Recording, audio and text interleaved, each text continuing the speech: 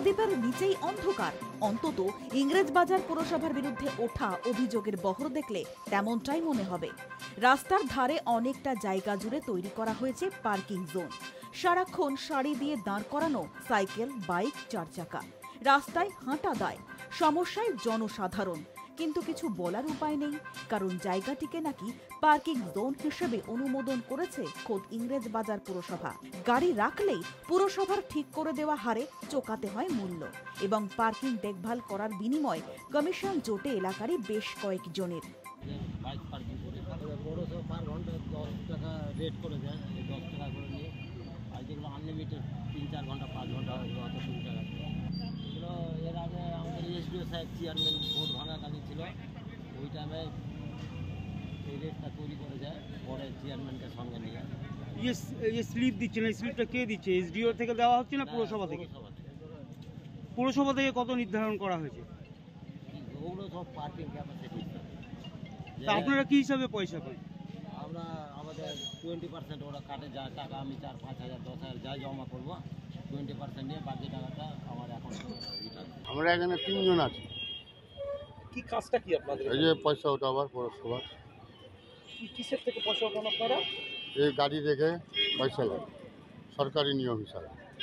সেই টাকা কোথায় জমা করেন? আমাদের পৌরসভাতে জমা করি। তার মধ্যে আমরা পয়সা পেই, কমিশন খাটনি পয়সা পাই আমরা ন্যায্য পয়সা। কত বছর ধরে কাজ করছেন এখানে? 11 থেকে কাজ করি। রাস্তার উপরই থাকেন? হ্যাঁ, এখানে 11 থেকে আছে। তখন 3 টাকা ছিল।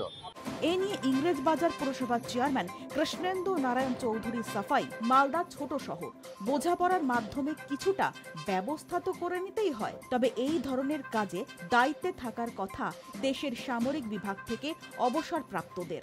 সেখানে কোনো রকম দুর্নীতি বরদাস্ত করবেন না বলে জানিয়েছেন কৃষ্ণেন্দু নারায়ণ। পাশাপাশি পুরো অভিযোগই খতিয়ে দেখার প্রতিশ্রুতি দিয়েছেন তিনি। প্রথম কথা হচ্ছে যে আমরা যে শহর, আমাদের শহরের ছোট জায়গা, তো সেই ছোট জায়গার মধ্যে গাড়ির সংখ্যা প্রচুর হয়ে গেছে।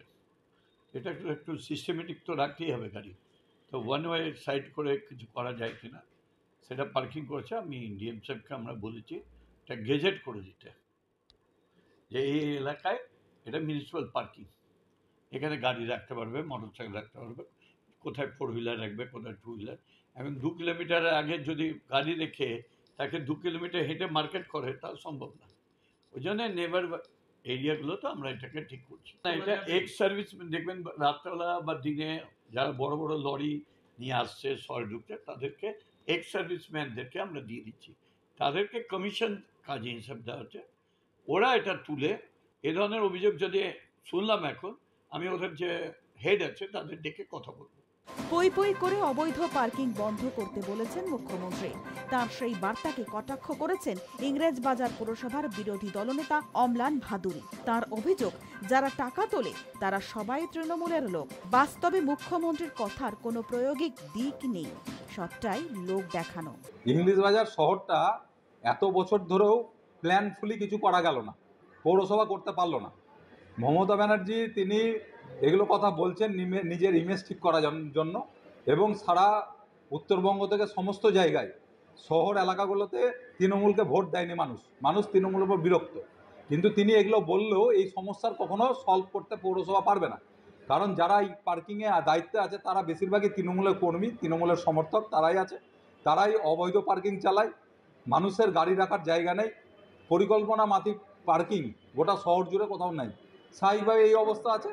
এটা সমস্যা কলকাতা থেকে রাইটার্স থেকে বলে দিলেন আর সমস্যা সমাধান হয়ে গেল, আর এখানে তৃণমূলের যে বোর্ড আছে সেটা সমস্যা সমাধান করে দিল, এটা ভাবাটাই বাতুলতা। মুখ্যমন্ত্রীর নির্দেশে মাঠে নেমে অতি সক্রিয় বিশেষত তৃণমূল পরিচালিত পুরসভাগুলি, সক্রিয় প্রশাসনিক আধিকারিকরা। সেক্ষেত্রে ইংরেজবাজার পুরসভার ভূমিকা কি হবে? কোনো আড়াল আবডাল নয়, এক্ষেত্রে প্রকাশ্য অভিযোগ যে খোদ পুরসভার বিরুদ্ধেই। Bureau report, high news network.